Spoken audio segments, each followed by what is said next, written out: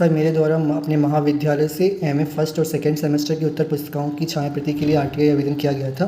जिस पर लोक सूचना अधिकारी द्वारा 30 दिवस के भीतर कोई जवाब नहीं दिया गया था। जिस पर आयोग द्वारा आदेश पारित होने पर लोक सूचना अधिकारी द्वारा मुझे कुछ उत्तर पुस्तिकाओं का अवलोकन तो कराया गया, लेकिन कुछ उत्तर पुस्तिकाओं का अवलोकन नहीं कराया गया। लेकिन प्रकरण नस्तीबद्ध होने के कारण उन्होंने लिखवा लिया मुझसे कि आपको समस्त सूचनाएं प्रदान करा दी गई हैं।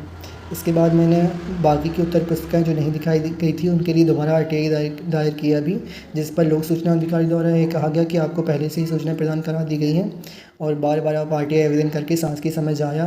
और व्यवधान पैदा कर रहे हैं। तो कृपया मार्गदर्शन करें कि इस पर मैं। देखिए, पहली बात तो मैं ये क्लियर कर देता हूँ कि आंसर शीट की कॉपी देने से किसी भी स्टूडेंट को इनकार नहीं किया जा सकता है। इसके लिए ऑलरेडी मैंने एक ऑर्डर निकाला हुआ है और उस ऑर्डर की कॉपी आप मेरे ट्विटर अकाउंट एक्स अकाउंट पे देख सकते हैं और इसके अलावा उसका वीडियो भी आप देख सकते हैं।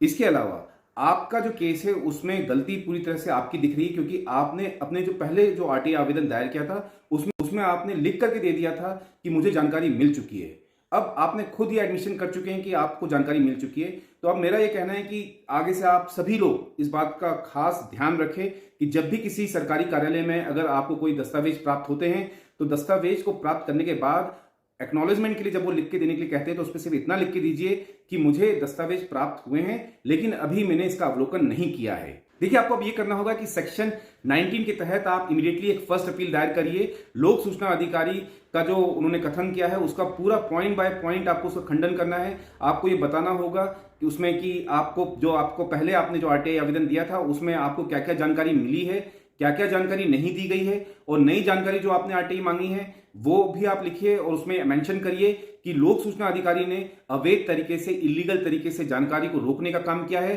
और इससे पहले भी लोक सूचना अधिकारी ने इनकम्प्लीट इंफॉर्मेशन दी थी और इनकम्प्लीट इंफॉर्मेशन देना जो है सेक्शन 20 के तहत वॉल्यूशन है आरटीआई एक्ट का, और उसके कारण